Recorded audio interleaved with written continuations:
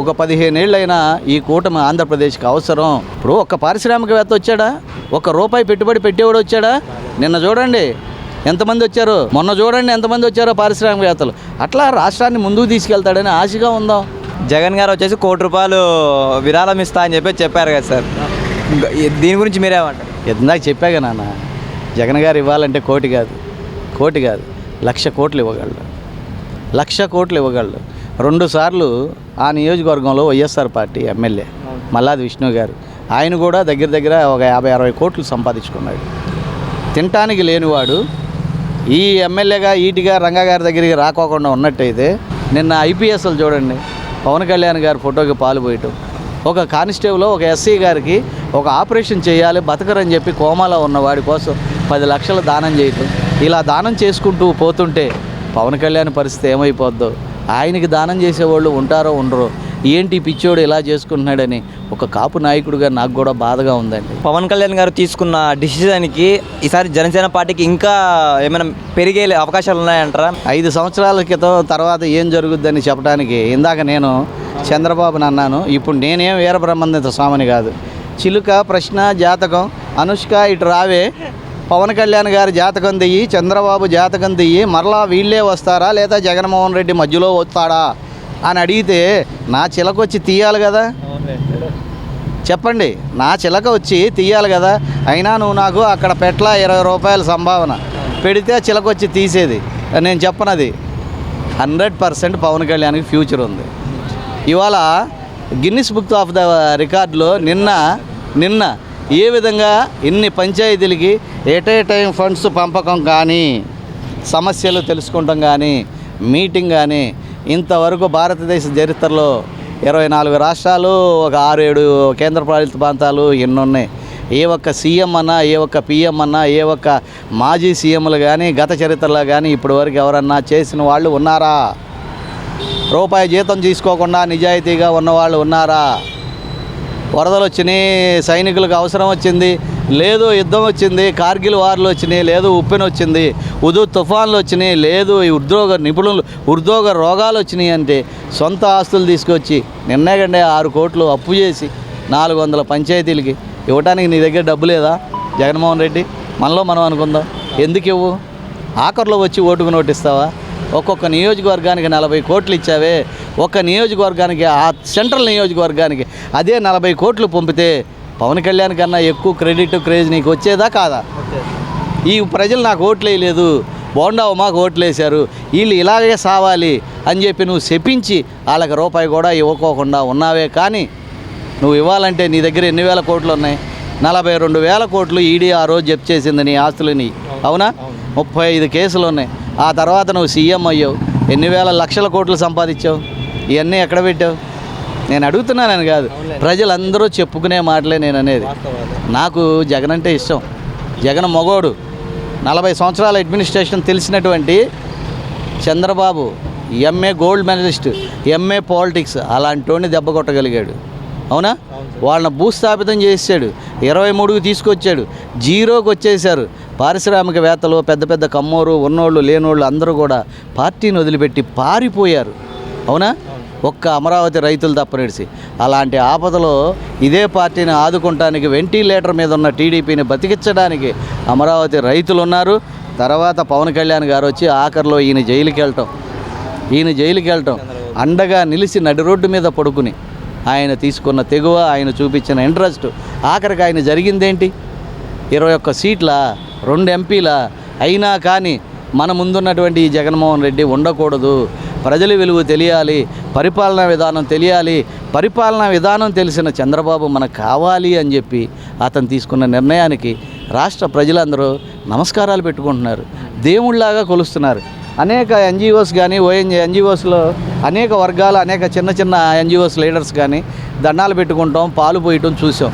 నిన్న ఐపీఎస్లు చూడండి, పవన్ కళ్యాణ్ గారి ఫోటోకి పాలు పోయటం, ఒక కానిస్టేబుల్ ఒక ఎస్సీ గారికి ఒక ఆపరేషన్ చేయాలి బతకరని చెప్పి కోమాలో ఉన్న వాడి కోసం 10 లక్షలు దానం చేయటం. ఇలా దానం చేసుకుంటూ పోతుంటే పవన్ కళ్యాణ్ పరిస్థితి ఏమైపోద్దో, ఆయనకి దానం చేసేవాళ్ళు ఉంటారో ఉండరో, ఏంటి పిచ్చోడు ఇలా చేసుకుంటున్నాడని ఒక కాపు నాయకుడిగా నాకు కూడా బాధగా ఉందండి. మీకు అనిపించలేదండి మీడియా వారు? మరి ఆయన తప్పు ఎలా చేస్తాడు? అసలు జానియా ఎవరో డాన్స్ మాస్టర్, ఆయన పేరేంటి? शेख जानी भाई। हाँ, वो करे नहीं करी, वो भी नहीं देखी। ये तो एक बात आया उसका ऊपर, एक एलिगेशन आया, उसी के लिए क्या किया है वो पार्टी का नेता ने, पवन कल्याण जी ने।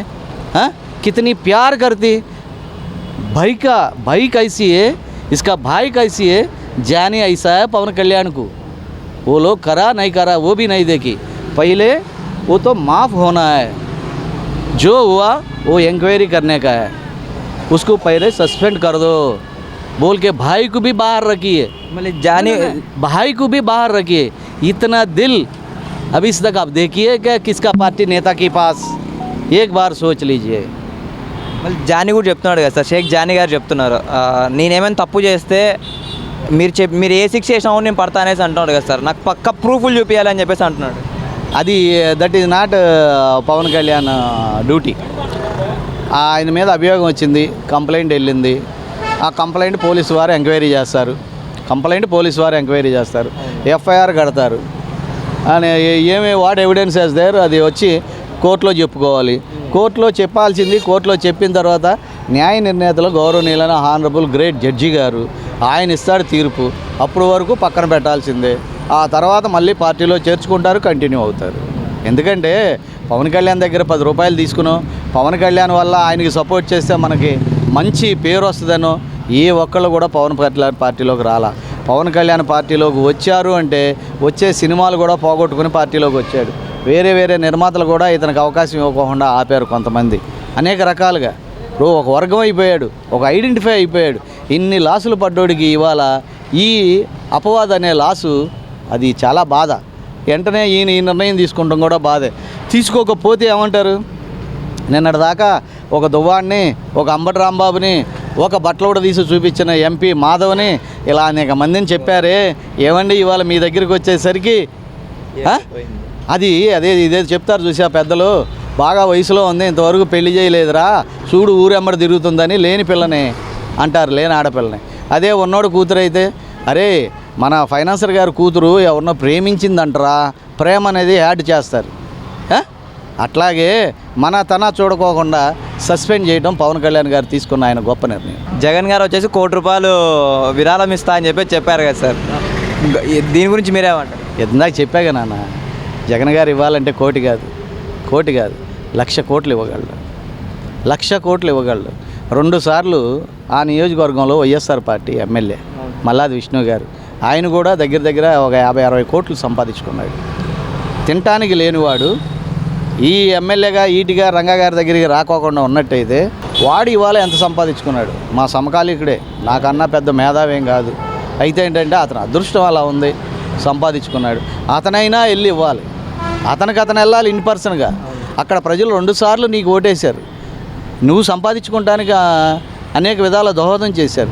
అదే సింగనగర్ చుట్టుపక్కల అనేక బార్లు అండ్ రెస్టారెంట్లు, ఈవెన్ కృష్ణలంకతో సహా నిత్యం వాళ్ళు సంపాదించిన డబ్బులు దోపిడీ చేసేదే నువ్వు, బార్లు రెస్టారెంట్ల ద్వారా కూడా. అవునా? సీసీ రోడ్లు, మైన్స్, వైన్స్, బుడమేరు అమ్ముకుంటాం. బుడమేరు ఇవాళ నీరు పల్ల మెరుగు, నిజము దేవుడు ఎరుగు. ఆ నీరు వెళ్ళవలసిన ప్లేస్లో మనుషులు వెళ్ళి ఇల్లు కట్టుకుంటే దానికి అధికార ప్రతినిధులు, అధికార నాయకులు అందరూ కూడా పట్టాలు ఇప్పిస్తే ఎలా? హైదరాబాద్లో ఎలా హైడ్రా వర్క్ చేస్తుందో అలా కృష్ణలంక, విజయవాడ, బుడమేరు ఏరియాలో హైడ్రా వర్క్ చేయాలి. బుడమేరు కొల్లేరులోకి వెళ్ళి కలిసే వరకు ఉన్న అడ్డంకులు తీసేయాలి. అది నిరుపేదదా, పారిశ్రామికవేత్తదా, రాజకీయ నాయకుడిదా, బోండా ఉమాదా, మల్లాది విష్ణుదా అనేది వద్దు. బుడమేరుగా వెళ్ళటానికే అడ్డంకి వచ్చింది కాబట్టే గండ్లు పన్ని, ఆ గండ్లు అనేది మళ్ళీ పడతాకి ఇల్లేదు, పేద ప్రజలు పోవటాకి ఇల్లేదు. దీనివల్ల లబ్ధి పొందేది రాజకీయ నాయకుల, వరదలు వచ్చి ముంపుకు గురయ్యేది పేద ప్రజల. అయ్యా న్యాయమా ఇది? గౌరవనీయులైన జగన్మోహన్ రెడ్డి గారు ఇప్పుడు కూడా మీరు ములగ కర్ర ఉంటుంది తెలుసా? ములగ కర్రతో కొడితే దెబ్బ తగులుద్దా? తగలదు. మీ పార్టీలో ఉన్న ప్రజెంట్ ఈ విజయవాడ సిటీ సరౌండింగ్స్లో ఉన్నోళ్ళు ములగ కర్రలు, వాళ్ళ వల్ల ఏమీ లేదు. ఊరికే వైట్ అండ్ వైట్ వచ్చి వేసి నీ బలంతో బతుకుతున్నారు. ఒక ఎమ్మెల్యేగా నుంచున్నవాడు వ్యక్తిగతంగా 40% ఓటింగ్ ఉండాలా. నీ పార్టీ వల్ల 20% ఓటింగ్ అదనంగా రావాలా. అపోజిషన్ నుంచుంటే దాని మీద 10,000 20,000 ఓట్లతో గెలవాలా. దీనికి కాకోకుండా నువ్వు 40 కోట్లు ఫర్ ఎవరి నియోజకవర్గానికి పంపావు. అవి కూడా తీసి దాచుకున్నారయ్యా. ఎక్కడ ఖర్చు పెట్టారయ్యా? ప్రజానాయుడు తెలుసుకుని నీ ఎమ్మెల్యేగా నుంచున్న క్యాండిడేట్లు మనం ఎడితిరిగి గెలము, పార్టీ ప్రజల్లో లేదని నువ్వు ఇచ్చిన పంపిన 40 కోట్లు కూడా దెబ్బేసి దాచుకున్నారయ్యా కొన్ని నియోజకవర్గాల్లో. నేను సీనియర్ కార్యకర్తని, సెకండ్ క్యాడర్ కాబట్టి డెప్త్కి వెళ్ళి చూసేవాడిని కాబట్టి నీ పార్టీని గడప గడపకి తీసుకెళ్ళమంటే నట్టింట్లోకి బెడ్రూమ్లోకి వెళ్ళిన వాడిని కాబట్టి చెప్తున్నా, ఈ ములక్కర్లు వద్దు.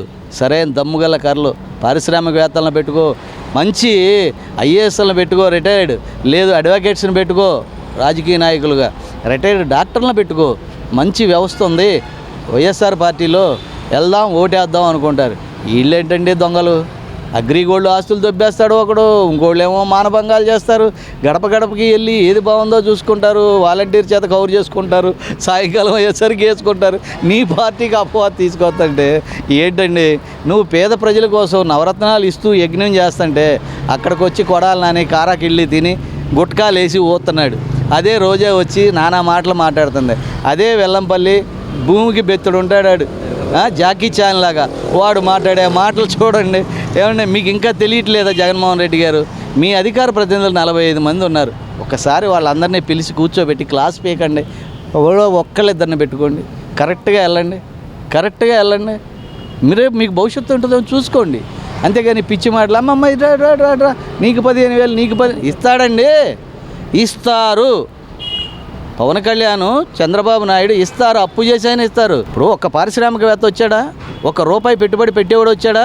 నిన్న చూడండి ఎంతమంది వచ్చారు, మొన్న చూడండి ఎంతమంది వచ్చారో పారిశ్రామికవేత్తలు. అట్లా రాష్ట్రాన్ని ముందుకు తీసుకెళ్తాడని ఆశగా ఉందాం. కాదనుకో మా దగ్గర ఉంది ఓటే. మొన్న జగన్కి వేసాం, ఇప్పుడు చంద్రబాబు పవన్కి వేసాం. వీళ్ళు చేయలేదనుకో జగన్ రాయ్యా అని చెప్పి మళ్ళీ వాళ్ళకి వేయొచ్చు. ఎవడేం చేయలేడు. నేను ఒక న్యూట్రల్ పర్సన్గా ఏ పార్టీకి సంబంధం లేకుండా చెప్తున్నా. ఇది ప్రజానాడి. కక్ష సాధింపులు, రెడ్ బుక్ రాజకీయాలు అంటున్నారు. ఇవి ఏమీ లేవు, జరగట్లా. కార్యకర్తలు కూడా టీడీపీ వాళ్ళు ఇంకా అవమానపడుతున్నారు. జనసేన వాళ్ళకి ప్రిఫరెన్స్ ఇవ్వట్లా అప్పుడే. జనసేన వాళ్ళకి ప్రిఫరెన్స్ ఇవ్వాలి. నువ్వు ఎక్కడో హైకమాండ్లో కూర్చుని నువ్వు చంద్రబాబు గారు మాట్లాడుకుంటే కుదరదు.